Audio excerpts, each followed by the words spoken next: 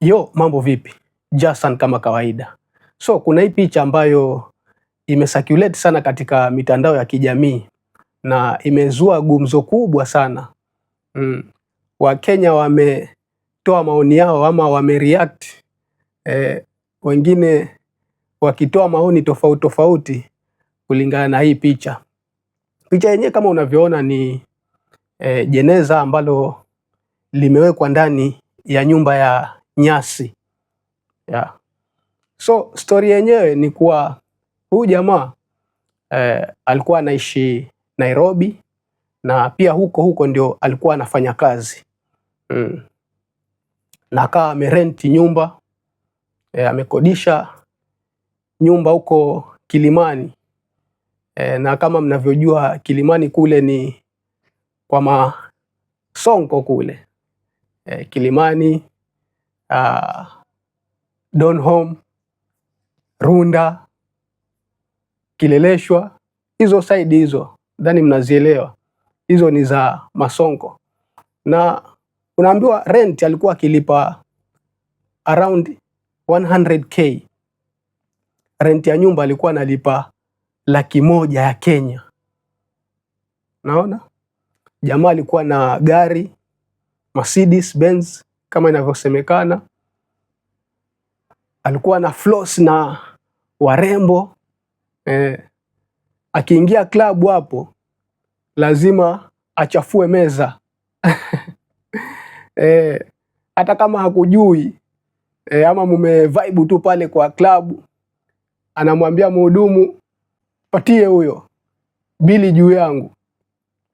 So hiyo ndo maisha ambayo huyu jamaa alikuwa anaishi. Yani alikuwa anakula bata sana huko maeneo ya Nairobi, na huko pia ndo alikuwa anafanya kazi.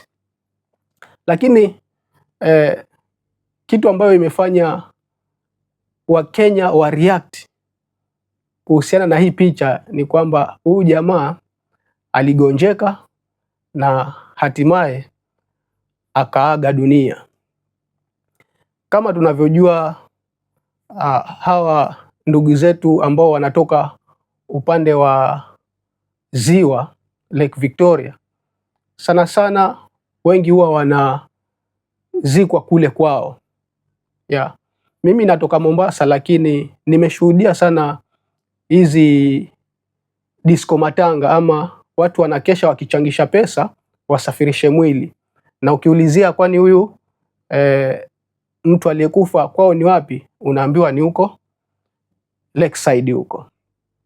Sasa huyu jamaa kwao ni Homa Bay, kulingana na venye nimesoma hiyo story yake. Kwao ni Homa Bay, ambapo tunajua Homa Bay ni huko Lake Region. Kufika nyumbani, huyu jamaa hajajenga nyumba yoyote. Hajajenga. Huku Nairobi ameishi maisha ya ubisho, yani maisha ya hali ya juu, top class. Lakini nyumbani jamaa hakujenga.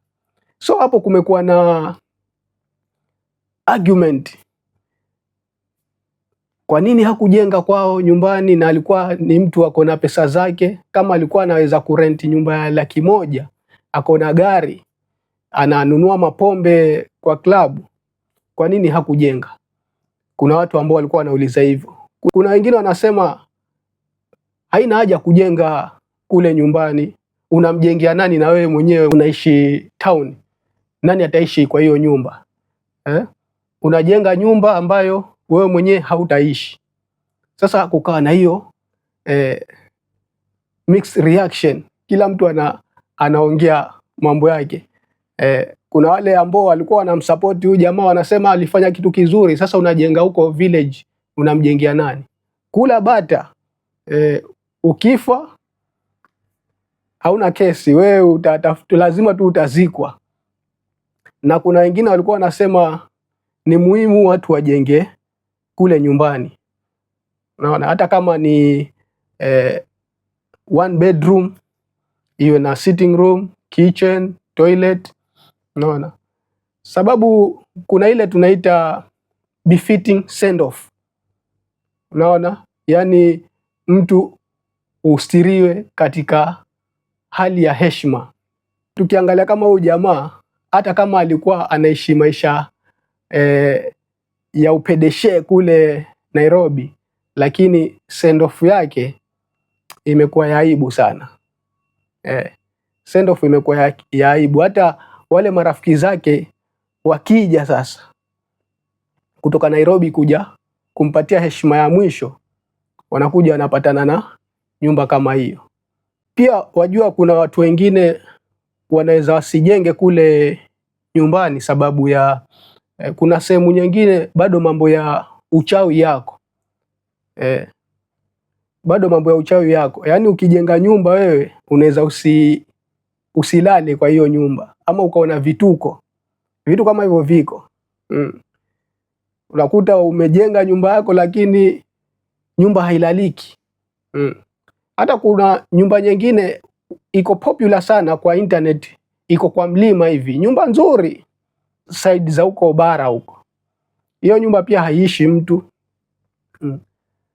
So kuko na sababu tofauti tofauti ambazo watu binafsi wanapitia, na mtu anaweza amua ajenge ama asijenge.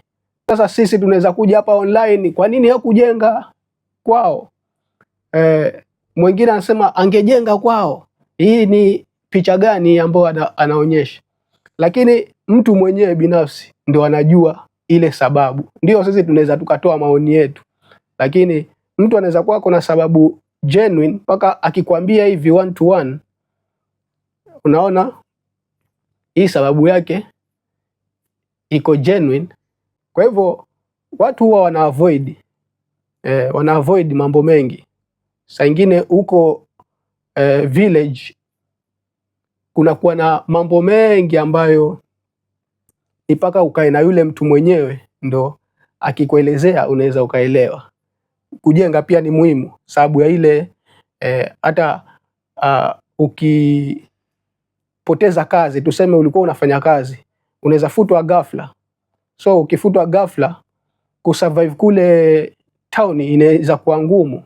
Kwa hivyo kama uko na nyumba yako ulijenga, hata kama ni bedroom moja, inaweza ikakusaidia kwa ule wakati ambao unataka kujitafuta ili upate kazi nyingine. Bila hivyo unaweza ishi hata kwa chokora, unaishi barabarani na uko na kwenu.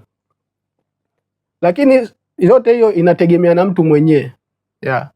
Kuna wengine wanaamua wajenge kwao na wengine wanaamua wasijenge. Sawa? Until next time, peace.